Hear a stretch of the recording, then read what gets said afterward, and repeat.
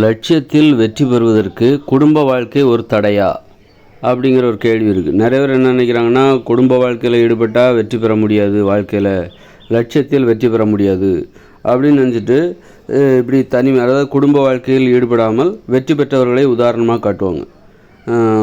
பாருங்கள், ஜெயலலிதா அம்மாவை பாருங்கள், அவங்களுக்கு குடும்பம் இல்லை.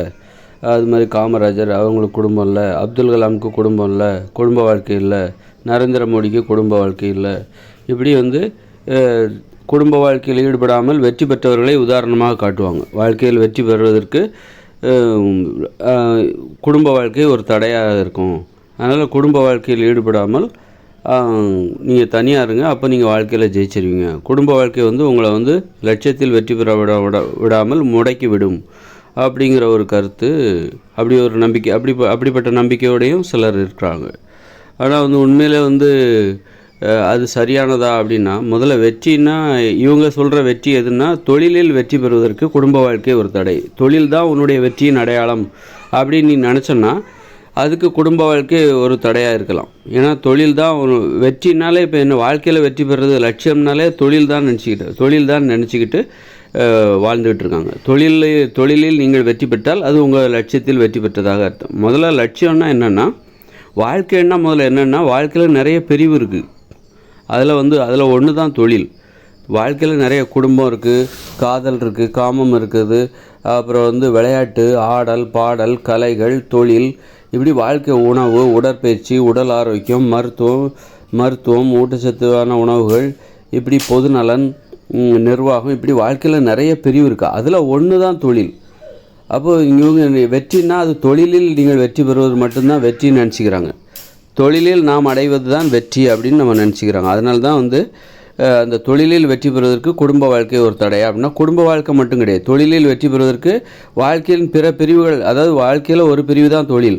அந்த தொழிலில் பெறுகிற வெற்றி தான் உண்மையான வெற்றி நீ நினச்சன்னா, அந்த வெற்றியை பெறுவதற்கு வாழ்க்கையில் உள்ள பிற பிரிவுகள்லாம் இருக்குல்ல, ஆடல், பாடல், காதல், காமம், குடும்பம், எல்லாமே தடையாக இருக்கும்.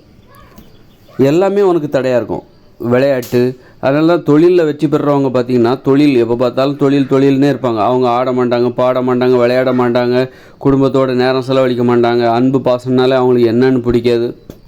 அப்போது நட்பு, ஒரு தனிப்பட்ட வகையில் உரிமையோடு பேசக்கூடிய, உரிமையோடு பழகக்கூடிய நண்பர்கள் அவங்களுக்கு இருக்க மாட்டாங்க.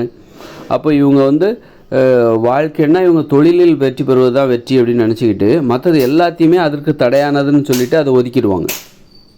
அதனால் தொழிலில் நீங்கள் வெற்றி பெறணும், தொழில் தான் உங்களுடைய வாழ்க்கை, அதில் பெறுகிற வெற்றி தான் உங்களுடைய வெற்றி அப்படின்னு நீங்கள் நினச்சிங்கன்னா, அதுதான் உங்கள் லட்சியம்னு நினச்சிங்கன்னா, கண்டிப்பாக அதுக்கு எல்லாமே தடை தான். மற்றது எல்லாமே, குடும்பம் ஒரு தடையாக இருக்கும், குடும்ப வாழ்க்கை ஒரு தடை, காதல் வாழ்க்கை ஒரு தடை, நண்பர்கள் ஒரு தடையாக இருப்பாங்க, நட்பு அது ஒரு தடையாக இருக்கும், அப்புறம் விளையாடுறது ஒரு தடையாக இருக்கும், ஆடல், பாடல், பொழுதுபோக்கு, சினிமா, எல்லாமே உங்களுக்கு தடையாக இருக்கும். அதனால் நீங்கள் என்ன பண்ணலாம், தொழில் தான் உங்களுடைய வெற்றினா மற்றது எல்லாத்தையும் புறக்கணிச்சிருங்க. அப்போ தான் நீங்கள் தொழிலில் வெற்றி பெற முடியும். ஆனால் வாழ்க்கையில் வெற்றி பெறணும் அப்படின்னா, வாழ்க்கை என்றால் என்ன, நிறைய பிரிவுகள் அதில் இருக்குது. தொழிலில் நீங்கள் பெறுகிற வெற்றி என்பது வாழ்க்கையில் அடைகிற வெற்றியாக அதை கருதிவிடக்கூடாது, அது தவறு. நீங்கள் வாழ்க்கையில் ஜெயிச்சிங்களா, தொழிலில் ஜெயிச்சிங்க, ஆனால் வாழ்க்கையில் ஜெயிச்சிங்களா? வாழ்க்கைன்னா என்ன, வாழ்க்கையில் நிறைய பிரிவுகள் இருக்குது, அதில் ஒன்று தான் தொழில். வாழ்க்கையில் தொழில் என்பது ஒரு பிரிவு. அப்புறம் விளையாட்டு, ஆடல், பாடல், காதல், நட்பு, உடல் ஆரோக்கியம், உடற்பயிற்சி, விளையாடுறது, கலை படைப்புத்திறனை வெளிப்படுத்துவது, இப்படி முழுமையான ஒரு வாழ்க்கையை நீங்கள் வாழ்ந்தால் தான் அது வெற்றியாக கருதப்படும். அந்த முழுமையான நீங்கள் விளையாட செய்யணும், டெய்லி விளையாண்டிங்கன்னா விளையாட்டு என்கிற அந்த வாழ்க்கையில் உள்ள விளையாட்டு என்கிற பிரிவில் வெற்றி பெற்று விட்டீர்கள் என்று அர்த்தம். டெய்லி நல்ல தொழிலையும் சிறப்பானவர்களாக ஒரு 8 மணி நேரமோ 6 மணி நேரமோ வேலை பார்க்குறீங்க அப்படின்னா, அதில் உங்கள் சிறப்பான பங்களிப்பு இருக்குதுன்னா, அப்போ தொழிலிலும் நீங்கள் வெற்றி பெற்று விட்டீர்கள் என்று அர்த்தம். உங்கள் வாழ்க்கையில் காதல் இருக்குதா, காதலித்த அனுபவம் இருக்கிறதா, நான் திருப்தியாக காதல் என்கிற அனுபவத்தை திருப்தியாக பெற்றிருக்கிறேன் என்றால், வாழ்க்கையில் காதல்ங்கிற ஒரு பிரிவு, அந்த வாழ்க்கையிலையும் நீங்கள் வெற்றி பெற்றிருக்கீங்கன்னு அர்த்தம். இந்த வாழ்கிற வரைக்கும் நீங்கள் காதலிச்சுக்கிட்டே இருக்கணும். உங்கள் மனைவியை, உங்கள் கணவனை நீங்கள் காதலிச்சுக்கிட்டே இருக்கணும். அப்போ காதலிலும் நீங்கள் வெற்றி பெறுவீர்கள். விட்டுட்டீங்க அப்படின்னு நீங்கள் காதலிக்கிறத விட்டுட்டீங்க, கல்யாணம் ஆன புதுசில் நாங்கள் லவ் பண்ணோம், இப்போல்லாம் ஒன்றும் அதிகமாக கிடையாதுங்க, அவள் வேலையை பார்ப்பேன், நான் என் வேலையை பார்க்குறேன் அப்படின்னா நீங்கள் தோத்துட்டீங்க. தொடர்ச்சியாக செய்யணும், கடைசி வரைக்கும் செய்யணும். விளையாடுறீங்க, சின்ன வயசில் விளையாண்டாங்க, இப்போ விளையாடுறதே கிடையாது அப்படின்னா விளையாட்டில் தோத்துட்டீங்கன்னு அர்த்தம். அப்போது நீங்கள் தினமும் விளையாண்டிங்க தான் வாழ்க்கை முழுதும் உங்களால் முடிகிற வரைக்கும் விளையாண்டிங்கன்னா தான் டெய்லி 1 மணி நேரம் விளையாடணும். அப்போ விளையாட்டில் ஜெயிச்சிங்கன்னு அர்த்தம். இப்படி வாழ்க்கையில் நிறைய பிரிவு இருக்குது. உடற்பயிற்சி டெய்லி உடற்பயிற்சி செஞ்சிங்கன்னா இன்றைக்கி செஞ்சிங்கன்னா இன்றைக்கி ஜெயிச்சிங்க. நேற்று நீங்கள் உடற்பயிற்சி செய்யலையா, அப்போ உடற்பயிற்சி என்கிற அந்த வாழ்க்கையில் உள்ள ஒரு பிரிவில் நீங்கள் தோற்றுவிட்டுவீர்கள் என்ற அர்த்தம். இப்படி குடும்பத்தோட நேரம் இன்றைக்கி செலவழிச்சிங்களா, அப்போ இன்னைக்கு உள்ள அந்த குடும்ப வாழ்க்கையில் நீங்கள் ஜெயிச்சிட்டிங்கன்னு அர்த்தம். இன்றைய வாழ்க்கையை நீங்கள் வெற்றிகரமாக முடித்தீர்களா? அப்போ வாழ்க்கையில் அடைகிற வெற்றிங்கிறது என்னென்னா என்றைக்கோ முடிவு பண்ணுறது கிடையாது. இன்றைக்கி நீங்கள் எப்படி வாழ்ந்தீங்க, இன்றைய வாழ்க்கையில் நீங்கள் வெற்றி பெற்றீர்களா, இன்றைக்கி நீங்கள் விளையாண்டிங்களா? அப்போது நீங்கள் இன்றைக்கி என்னுடைய வாழ்க்கையில் நான் 50% 60% தான் வெற்றி பெற்றிருக்கிறேன். ஏனென்றால் நான் விளையாடவில்லை, இன்று உடற்பயிற்சி செய்யவில்லை அப்படின்னு சொல்லிட்டு நீங்கள் எதெல்லாம் நீங்கள் வாழ்க்கையில் உள்ள நிறைய பிரிவுகளை அது வாழ்க்கையை முழுமையாக ஒவ்வொரு நாளும் அனுபவிக்கணும். அதுக்காக தான் தொழில் செய்வதற்கு ஒரு 6 மணி நேரம், விளையாடுறதுக்கு 1 மணி நேரம், அப்புறம் ஆடல் பாடல் அதுக்கு 1 மணி நேரம், காதலிப்பதற்கு 1 மணி நேரம், உடல் உறவு, காமம், குடும்பம் இதுக்கெல்லாம் ஒரு நேரத்தை ஒதுக்கி முழுமையாக நான் இன்றைய வாழ்க்கையை அனுபவித்தேன், இன்றைய வாழ்க்கை எனக்கு முழுமையாக இருக்கிறது அப்படின்ட்டு வாழ்க்கையை முழுமையாக அனுபவிக்கணும். அப்போ வாழ்க்கையில் வெற்றிங்கிறது என்றைக்கோ முடிவு செய்கிறது. யாரோ ஒருத்தர் விருது கொடுத்தாங்க, மேடையில் பாராட்டினாங்க, அன்னைக்கு தான் நான் வெற்றியை நான் உணர்ந்தேன் அப்படிங்கிறதே மூட நம்பிக்கை. அப்போ இன்றைக்கி ஒவ்வொரு நாளும் நீங்கள் வெற்றி பெற வேண்டும். இன்றைய வாழ்க்கை இன்று ஆரம்பிக்கிறது. வாழ்க்கை என்பது எப்பொழுது ஆரம்பிக்கிறது? நீங்கள் தூங்கி முழிச்சோன்னா உங்கள் இன்றைய வாழ்க்கை ஆரம்பிக்குது. அப்போ தூங்க போகிறீங்க, அன்றைய வாழ்க்கை முடியும். இன்றைய வாழ்க்கை முடியும் போது நீங்கள் திருப்தியாக இன்றைய வாழ்க்கையை வாழ்ந்தீர்களா? இன்றைய வாழ்க்கையில் தொழில் 6 மணி நேரம் செஞ்சிங்களா, அல்லது 6 மணி நேரம் செஞ்சீங்க, ஓகே, சிறப்பாக செஞ்சீங்களா, சரி, தொழிலில் வெற்றி. அப்புறம் காதல் பண்ணிங்களா, அதில் வெற்றி. ஆமாம், இன்றைக்கி நான் திருப்தியாக காதல் செய்தேன் அப்படின்னா அதில் உங்களுக்கு வெற்றி. அப்புறம் நல்ல உடற்பயிற்சி செஞ்சிங்களா, அதில் வெற்றி. அப்புறம் விளையாண்டிங்களா 1 மணி நேரம், அப்போ அதில் வெற்றி. விளையாண்டிங்க அப்படின்னா அப்போ விளையாட்டுலேயும் வெற்றி பெற்று விட்டீர்கள், தேர்ச்சி பெற்று விட்டீர்கள். அப்புறம் ஆடல் பாடல், கலைகள், ஓவியம், கவிதை இது போன்று கலை படைப்புகளில் உங்கள் கற்பனை திறனை வெளிப்படுத்தினீர்களா இன்று 1 மணி நேரம் அப்படின்னா? ஆமாங்க, நான் இன்று கலை படைப்பு திறனை வெளிப்படுத்துவதற்காக ஆடல் பாடல், கவிதை, ஓவியம் ஒரு 5 நிமிஷத்தில் ஒரு கவிதை எழுதிடலாம், ஒரு 10 நிமிஷத்தில் ஒரு ஓவியம் வரைஞ்சிடலாம், ஒரு 20 நிமிஷம் ஒரு டான்ஸு, இந்த மாதிரி கதைகள் சொல்லணும். ஒரு 2 கதை நான் யாரோ சொன்னாங்க, நான் கேட்டேன். இந்த மாதிரி கலை படைப்பு திறனை வெளிப்படுத்துவதற்காக, கற்பனை திறனை வெளிப்படுத்துவதற்காக தினமும் 1 மணி நேரம் செலவழித்தேன். அப்போ நீங்கள் அந்த பகுதியில் வெற்றி பெற்று விட்டீர்கள். இப்படி குடும்பத்தோடு நேரம் செலவழிப்பது, நிர்வகிப்பது, பொதுநலன், ஒரு தெருவை தூய்மை செய்வது, நம்ம வீட்டை தூய்மை செய்வது. அப்போது உங்கள் வேலையை நீங்களே செய்யணும், உங்கள் உணவை நீங்களே சமைக்கணும். அப்போ அதில் நீங்கள் யாரோ சமைச்சு கொடுத்தீங்கன்னா, அதில் யாரோ சமைச்சு கொடுத்து நீங்கள் சாப்பிட்டீங்கன்னா அதில் நீங்கள் தோத்துட்டீங்கன்னு அர்த்தம். உங்கள் வேலையை நீங்களே செய்யணும், அப்போ தான் நீங்கள் அதில் வெற்றி. இப்படித்தான் ஒரு வாழ்க்கையில் ஒவ்வொரு நாளும் நம்ம வெற்றி பெற வேண்டும். அப்போது வெற்றிக்கான இலக்கு எங்கேயோ இல்லை, என்றைக்கோ இல்லை. வெற்றிக்கான இலக்கு என்பது இன்றைக்கு தான். இன்றைக்கு தொடங்கி இன்றோடு முடிவடைகிறது. நாளை என்பது அது இன்னொரு பயணம், இன்னொரு வாழ்க்கை. அது நாளைய வாழ்க்கைங்கிறது நாளைய வாழ்க்கை. அது இன்றைய வாழ்க்கை இன்றோடு முடிகிறது. வாழ்க்கைங்கிறது ஒரு வயசில் பிறக்கும் போது ஆரம்பித்து சாகும்போது தான் முடியுதுன்னு நினைக்காதீங்க, தப்பு. இன்றைக்கி நீங்கள் முழிச்சிங்க, இன்றைக்கி நைட்டு தூங்க போகிறீங்க. அதோட இன்றைக்கி காலைல தொடங்கிய வாழ்க்கை இந்த இரவு முடிவடைகிறது. அந்த வாழ்க்கையில் நீங்கள் வெற்றி பெற்றீங்களா? அதுதான் வாழ்க்கையின் வெற்றி. அந்த வாழ்க்கையில் நீங்கள் வெற்றி பெற்றீர்களா? இன்றைய வாழ்க்கையில் நீங்கள் வெற்றி பெற்றீர்களா? இல்லைங்க, நான் இந்த வாரம் 4 நாள் தான் நான் வெற்றி பெற்றேன், 4 வாழ்க்கையில் வெற்றி பெற்றேன், மீதி 3 நாள் வாழ்க்கையில் தோற்றுவிட்டேன். ஒழுங்காக ஒரு 30% நிறைய வேலைகளை நான் செய்யலை, விளையாடுவதற்கு நேரம் கிடைக்கவில்லை, அதனால் அது அரைகுறையாகத்தான் முடித்தேன் அப்படின்னு சொல்லிட்டு வாழ்க்கையின் வெற்றியை நம்ம எப்படி பார்க்கணும்? வேறு மாதிரி பார்க்கணும். ஒரு முழுமையான ஒரு தொழிலில் நீங்கள் பெறுகிற வெற்றி, அதுதான் உங்கள் வாழ்க்கையில் நீங்கள் பெறுகிற வெற்றி என்று நினைத்தால் நீங்கள் ஒரு கடிவாளம் கட்டிய ஒரு குதிரையாகத்தான் நான் பார்க்கிறேன். அக்கம் பக்கம் பார்க்காம ஏதோ கடிவாளம் கட்டிக்கிட்டு தொழில் தான் வாழ்க்கை, பணம் தான் வாழ்க்கை அப்படின்னு சொல்லிட்டு நீங்கள் ஒரு முழுமையற்ற ஒரு வாழ்க்கையை வாழ்ந்துவிட்டு அதுதான் வெற்றி, அதில் பெறுகிற வெற்றி தான் வெற்றின்னு நினச்சிக்கிட்டு இருந்தீங்கன்னா அதுவே ஒரு மூட நம்பிக்கை தான்.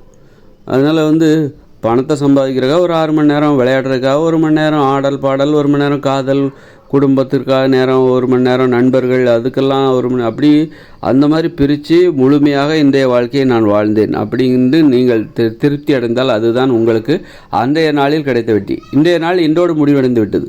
இனிமேல் நாளைய நாளில் நாளைக்கு தான் தொடங்கணும். நாளைய வாழ்க்கை என்பது நாளைக்கு, நாளையோட வாழ்க்கை நாளையோடு முடிந்து, அதற்கு அடுத்த நாள் என்பது புதிய வாழ்க்கை. அது ஒவ்வொரு நாளும் வாழ்க்கை தொடங்குகிறது, முடிகிறது.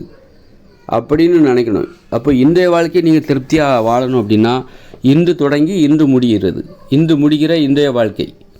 அப்போ வாழ்க்கையில் நிறைய பிரிவு இருக்குது, அது எல்லாத்தையுமே நீங்கள் பார்க்கணும், ஒவ்வொரு நாளும் பார்க்கணும். அதனால் வாழ்க்கையில் நாம் பெறுகிற வெற்றி, குடும்ப வாழ்க்கை ஒரு தடையா, நிறைய பேர் சொல்லுவாங்க குடும்ப வாழ்க்கை ஒரு தடைங்க, கல்யாணம் பண்ணாமல் இருந்தால் தான் நம்ம ஒரு நல்ல வாழ்க்கையில் வெற்றி பெற முடியும். அப்போ வாழ்க்கைன்னா இவர் தொழில்னு தான் நினச்சிக்கிட்டு இருக்காரு. குடும்பமே அப்போ குடும்ப வாழ்க்கையில் ஈடுபடவில்லை என்றால் அதில் நீங்கள் தோத்துட்டீங்கன்னு அர்த்தம். வாழ்க்கையில் அது ஒரு பிரிவு, தொழில் என்பது ஒரு பிரிவு, அது மாதிரி குடும்ப வாழ்க்கை என்பது ஒரு பிரிவு, மிகப்பெரிய பிரிவு அது. அப்போ அது ஒரு தடைன்னு நீங்கள் நினச்சிங்கன்னா அது எவ்வளோ பெரிய மூட நம்பிக்கை உங்ககிட்ட இருக்குது. வாழ்க்கைக்குள்ளே அந்த குடும்பங்கிறது வராதா? குடும்பத்தை புறக்கணிச்சிட்டு நீ வாழுகிற வாழ்க்கைக்கு பேர் அது ஒரு வாழ்க்கையா? அரைகுறையான வாழ்க்கை இது. அதனால் முழுமையான வாழ்க்கை வாழ வேண்டும். அதனால தான் எப்போவுமே குடும்பங்கிறது உங்களுக்கு இருக்கணும், எந்த வயசுலையுமே அதனால தான் திருமணத்தை கட்டாயமாக்கணும். திருமணம் செய்யாமல் யாரும் வாழக்கூடாது அப்படின்னு ஒரு சட்டத்தை ஏற்றி எந்த ஒரு வயசுலையும் நீ துணை இழந்துட்டியா, அப்போது உனக்கு ஒரு கல்யாணத்தை பண்ணி வைக்கணும். அது சட்டம் கட்டாயப்படுத்தணும். நீ 60 வயசில் உனக்கு மனைவி இறந்து போயிட்டாங்கன்னா இன்னொரு மனைவி நீ தேடிக்கிறதுக்கு இங்கே சட்டம் தயாராக அதுக்கு கட்டாயப்படுத்தணும். மக்களை கட்டாயப்படுத்தினா தான் இந்த மக்கள் முழுமையாக வாழ்வார்கள். வாழ்க்கையில் வெற்றி பெற வேண்டுமென்றால் இந்த அரசாங்கம் இந்த மக்களை கட்டாயப்படுத்தணும். நீ ஒரு 60 வயசில் உன் கணவன் இறந்து போயிட்டார் அப்படின்னா நீ என்ன பண்ண, இன்னொரு திருமணத்தை நடத்துவதற்கு இந்த அரசாங்கம் அவர்களுக்கு நெருக்கடி கொடுக்க வேண்டும். சும்மா தனியாலாம் வாழ்ந்துட முடியாது அப்படின்னு சொல்லிட்டு அப்படி வாழ்ந்தால் உனக்கு மின் இணைப்பு கிடையாது, உனக்கு மின்சாரம் கிடையாது, வாழ தெரியாத உனக்கு எதற்கு மின்சாரம், வாழ தெரியாத உனக்கு எதற்கு குடிநீர் குழாய் இணைப்பு அப்படின்னு சொல்லிட்டு அரசாங்க சலுகைகள் அனைத்தையும் கட் பண்ணால் தான் வேறு வழியே இல்லை, இன்னொரு திருமணம் கண்டிப்பாக பண்ணியாகணும் அப்படின்னு சொல்லிட்டு வாழ்க்கையை வெற்றிகரமாக வாழ்வதற்கு அரசாங்கம் என்பது இந்த மக்களை கட்டாயப்படுத்த வேண்டும், நெருக்கடி கொடுக்கணும், நிர்பந்திக்கணும், அச்சுறுத்தணும். இந்த சட்டம் மூலமாக நீ மகிழ்ச்சியாக வாழலைன்னா உனக்கு தண்டனை அப்படின்னு சொல்லி அச்சுறுத்தணும், பயமுறுத்தணும். அப்போ தான் இவங்க எல்லாம் சோம்பேறி ஆகிடுவாங்க. தொழில் தான் வாழ்க்கைன்னு நினச்சிக்கிட்டு தொழில் பணம்னு ஓடிக்கிட்டு குடும்ப வாழ்க்கை அதுக்கு பெரிய சுமை, பணத்தை சம்பாதிப்பதற்கு குடும்ப வாழ்க்கை பெரிய தடை அப்படின்னு குடும்பத்தோடு நேரம் செலவழிக்காமல் இப்படி வாழ்கிறாங்கள்ல.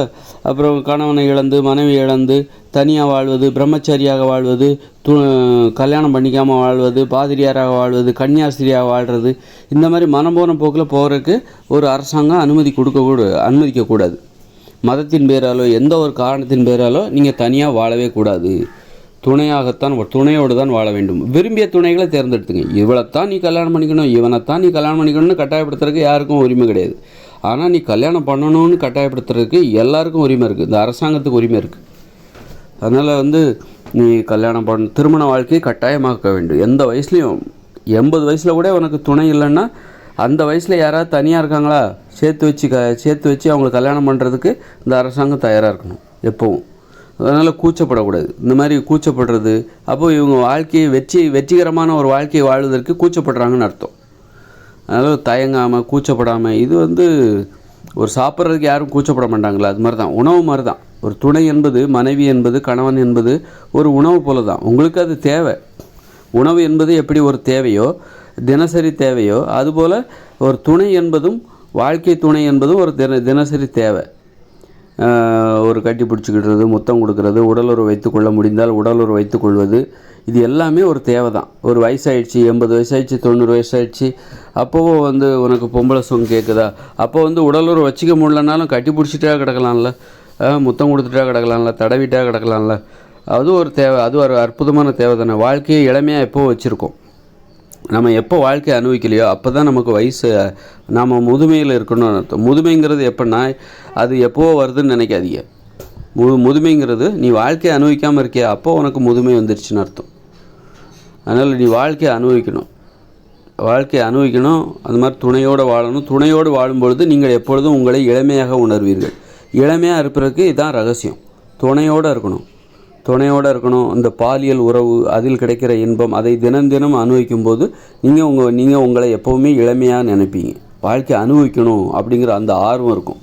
அந்த நம்பிக்கையின்மை தான் முதுமைங்கிறது. எப்போ ஒரு வாழ்க்கையை அனுபவிக்கிறதுலேருந்து நீங்கள் விலகிய ஒரு வாழ்க்கையை வாழ்கிறீங்க அப்படின்னா, வாழ்க்கையை அனுபவிப்பதில் உங்களுக்கு ஒரு ஆர்வம் இல்லைன்னா அப்போவே உங்களுக்கு முதுமை வந்துருச்சுன்னு அர்த்தம். உங்களுக்கு வயசு 30 கூட இருக்கலாம், 30 கூட இருக்கலாம். 30 இருந்தால் கூட நான் வந்து கன்னியாஸ்திரி ஆக போகிறேன், நான் துறவியாக போகிறேன், நான் பாதிரியார் ஆக போகிறேன், நான் பிரம்ம அப்படின்னு சொல்லிட்டு அப்போவே உங்களுக்கு முதுமை வந்துருச்சுன்னு அர்த்தம். அதனால் இளமையோடு இருக்க வேண்டுமென்றால் வாழ்க்கையை அனுபவிக்க வேண்டும். வாழ்க்கையை அனுபவிக்க வேண்டுமென்றால் வாழ்க்கை துணை என்பது கண்டிப்பாக தேவை. எந்த ஒரு வயசுலையும் தேவை. கூச்சப்படவே கூடாது. வாழ்க்கையை அனுபவிப்பதில் கூச்சப்படவே கூடாது. அப்புறம் வந்து அதுவே மிகப்பெரிய ஒரு மூட நம்பிக்கை.